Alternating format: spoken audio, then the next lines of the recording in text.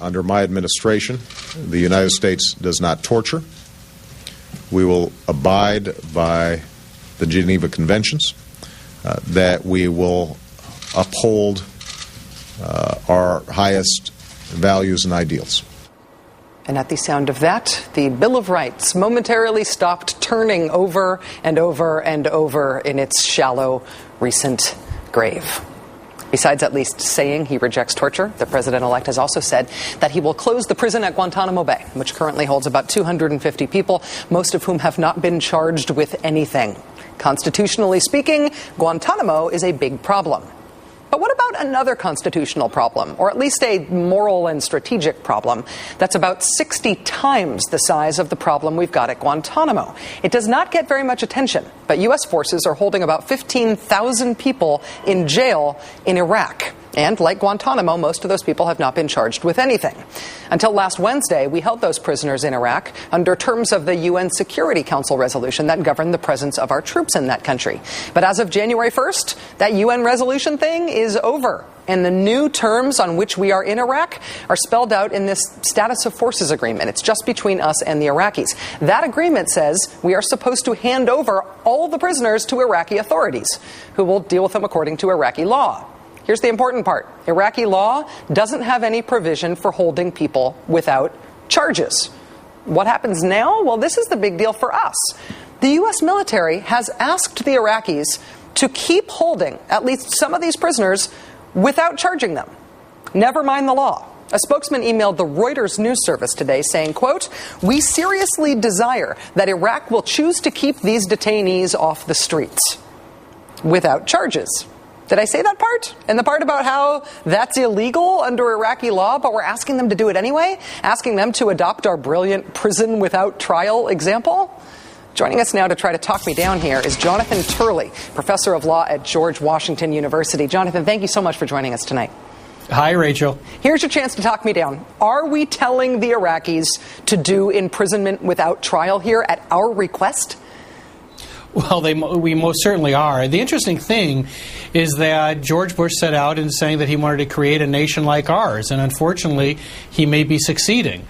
I mean, we have achieved the lowest common denominator in terms of a legal system, and we're trying to get Iraq to do the same thing. Remember, this is exactly what George Bush did. He claimed that he had the right on the enemy combatant program or policy to take an American citizen like Jose Padilla, strip him of his constitutional rights, hold him indefinitely, bar him access to counsel and to courts. And so he's encouraging Iraq to do that themselves. And I think what would be interesting is that Iraq could really emerge as a sovereign nation and not some type of mini-me to George Bush if it simply said no and said, you know what, we're going to go our own way here, not your way. We're going to apply the rule of law.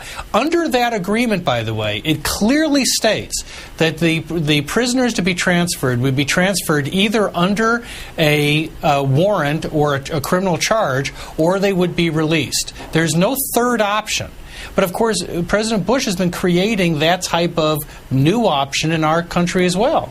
Well, we've been paying a lot of attention, politically speaking, to Guantanamo, but even in addition to Iraq, there are a whole lot of offshore prisons that the Obama administration is about to inherit. I wonder, thinking about these moral and legal and constitutional dilemmas, if it's reasonable to expect some sort of categorical rejection of imprisonment without trial, of the same type that we heard from Obama today, his categorical rejection of torture. Well, of course, neither Obama nor Bush need to give a categorical rejection. We already have a constitution that is itself a categorical rejection. And so we don't have to wait to see if Obama is going to recognize what's already in that document. But all of us expect that he will indeed stop these practices. He will close Guantanamo Bay. But the real question, Rachel, is not whether there will be torture in my administration. No one thinks that Obama is going to engage in torture and continue to torture people. The question is whether he will enforce the law and pursue those who did torture people. You know, if the former president was accused of bank robbery, we wouldn't expect the new president, to say, I'm not going to rob banks anymore. We would expect him to say he's going to go and arrest the bank robber. Now, we have to be frank.